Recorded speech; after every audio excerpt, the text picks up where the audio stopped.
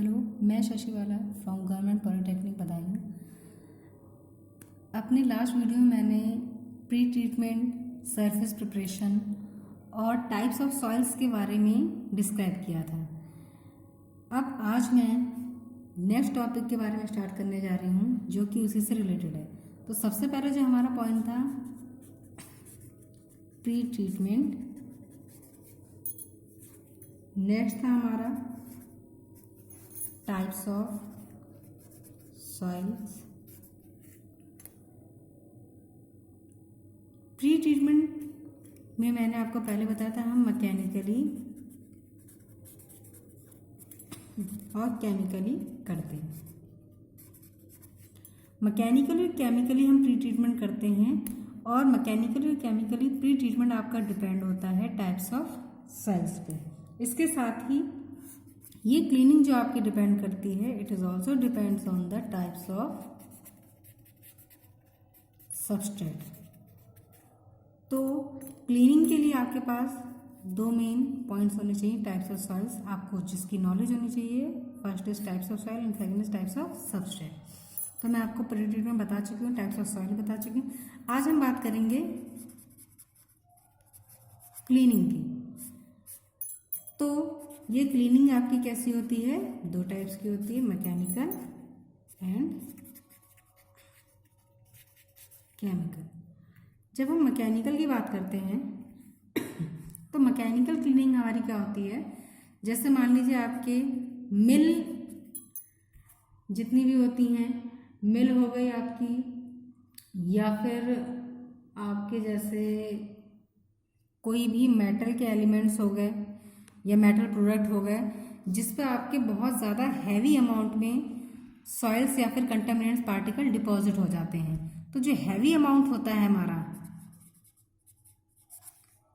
Heavy amount होता है किसका? रस्ट या फिर आपके स्केल। ये स्केल सबसे ज़्यादा आपके डिपॉजिट होते हैं कहाँ पर?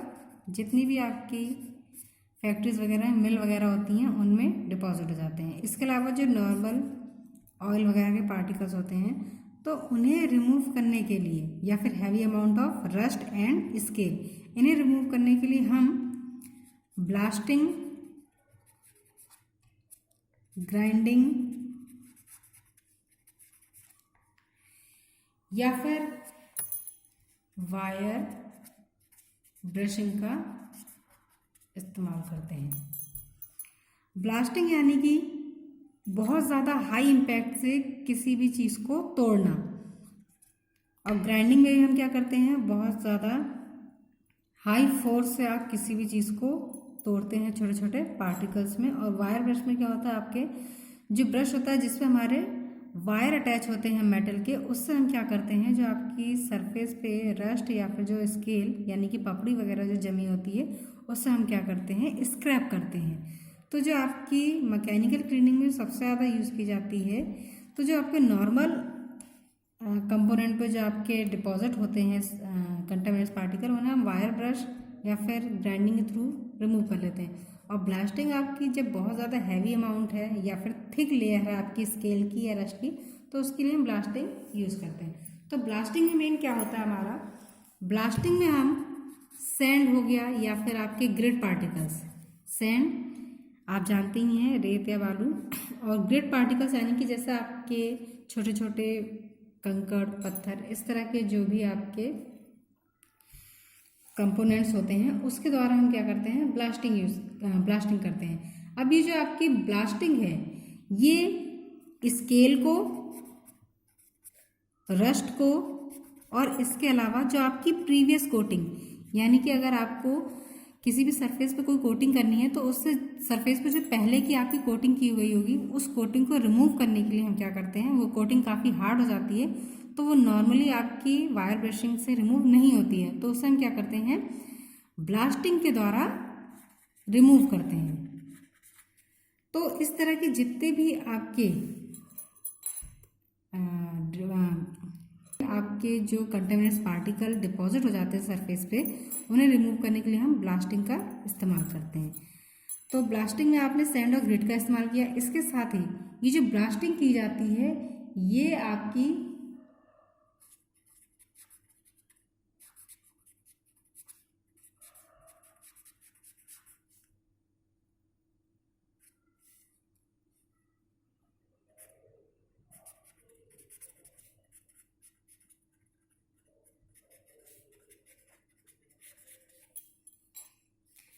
ये ब्लास्टिंग जिसमें आप किस एलिमेंट का यूज़ करते हैं, सैंड और ग्रिट का, ये आपकी की जाती है सेंट्रीफ्यूगल व्हील या फिर हाई प्रेशर नोजल्स के द्वारा।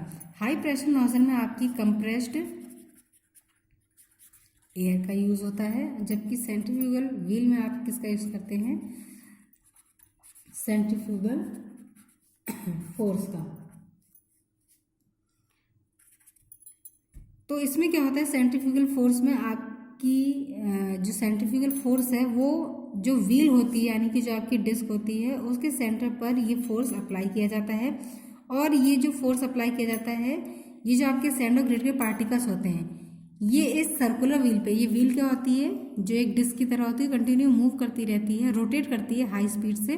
तो इस रोटेशन के कारण क्या होता है, जब सेंट्रीफ्यूगल फोर्स पड़ता है और उस फोर्स के कारण जो आपके सैंड और ग्रिट के पार्टिकल होते हैं वो क्या होते हैं, इस व्हील के चारों ओर से हाई रोटेटिंग स्पीड के कारण चारों ओर तेजी से फोर्सफुली फैलते जाते हैं, स्प्रेड होते हैं और सरफेस पे आके इम्पैक्ट डालते हैं, जिससे आपके जो सरफेस होता है, सरफेस के ऊपर जो भी इम्प्योरिटीज डिपॉजिट होती हैं, जो कंटेमिनेंट्स पार्टिकल या जो सॉइल्स डिपॉजिट होते हैं, वो क्या होते हैं, इस ग्रिट और सैंड पार्टिकल के हाई इम्पैक्ट या उनकी हाई एनर्जी के कारण क्या होते हैं, सरफेस से अलग हटने लग जाते हैं या फिर क्रैक होने लग जाते हैं, जिसे बाद में हम रब करके साफ कर लेते हैं।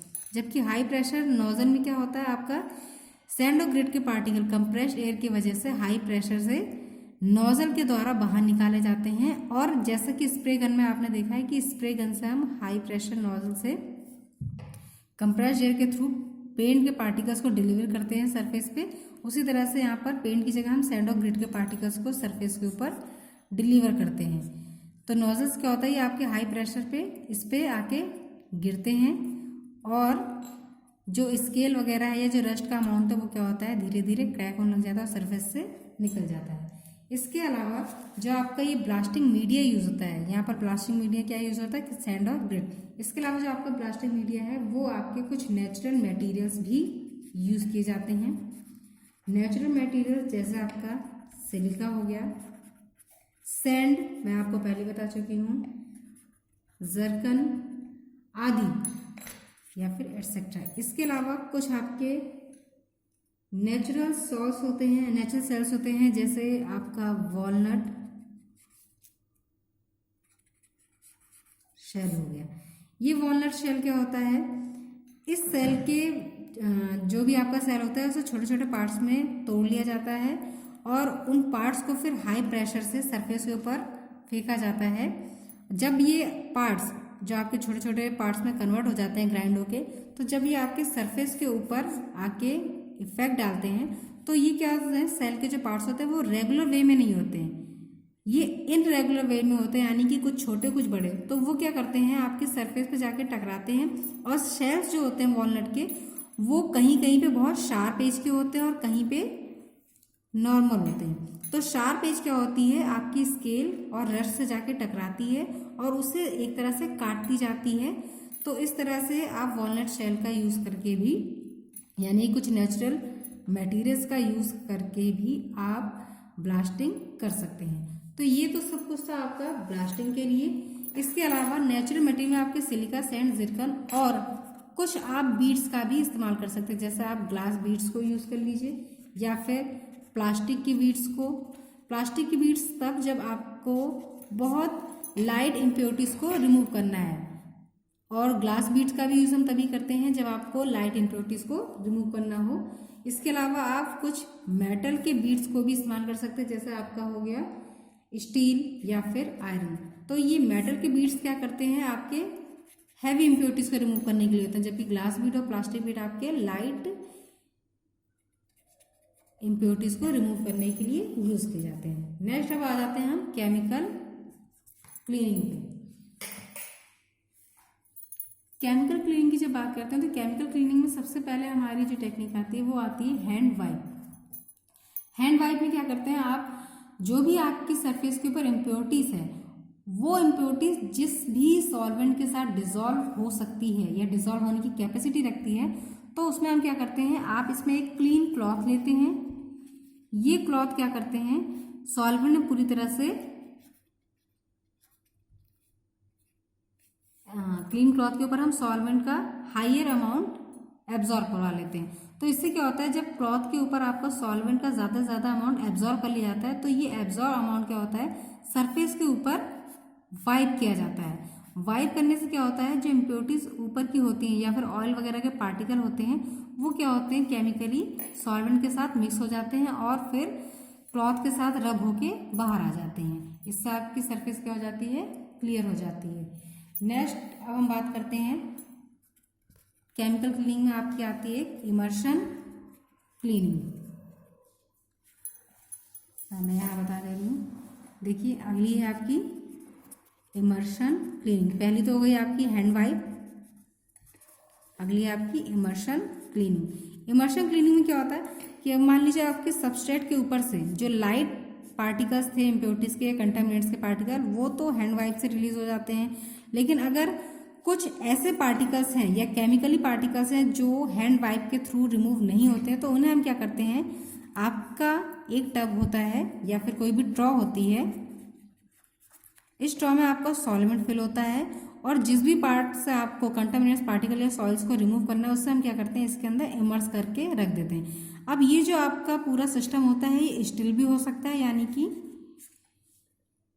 इस तरह है, और ये आपका और एजिटेटेड होता है।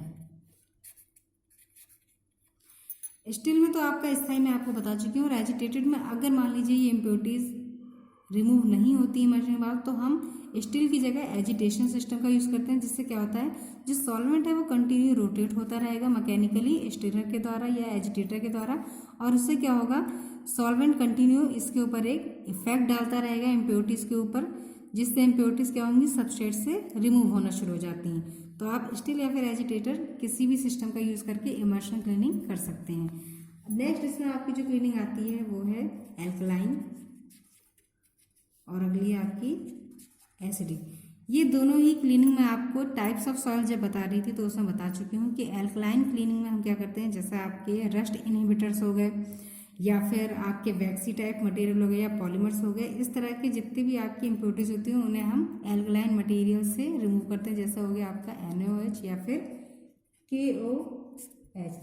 तो ये कंपाउंड क्या करते हैं, जो रस्ट इनहिबिटर्स हैं या ऑयल हैं, लुब्रिकेटेंट के अमाउंट है या फिर वैक्स है, उन्हें क्या करते हैं, रिमूव कर देते हैं। इसके अलावा जो आपका एसिडिक क्लीनर है तो ये आपके एसिड क्या करते हैं, जैसे आपके ऑक्साइड्स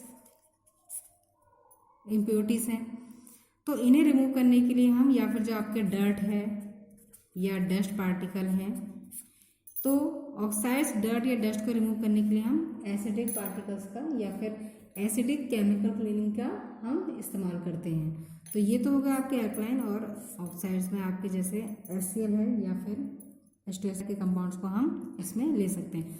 तो यहाँ पर आपको मैंने बता दी, मैकेनिकली में हम ब्लास्टिंग, ग्राइंडिंग, वायर ब्रशिंग के थ्रू क्लीनिंग करते हैं, और केमिकली में hand wipe, immersion cleaning, alkaline, acidic, इनके द्वारा सरफेस की क्लीनिंग करते हैं और कंटामिनेंट्स पार्टिकल को रिमूव करते हैं। और इन दोनों ही क्लीनिंग के बाद आपकी जो सरफेस है वो पूरी तरह से क्लीन हो जाती है और उस पर आप कोई भी कोटिंग अप्लाई कर सकते हैं। तो जो प्री ट्रीटमेंट का सबसे मेन पार्ट है वो यही है कि आप किस तरह की क्लीनिंग का यूज़ कर रहे हैं और किस टाइप की सबस्ट्रेट के लिए आप उसे यूज़ कर रहे हैं।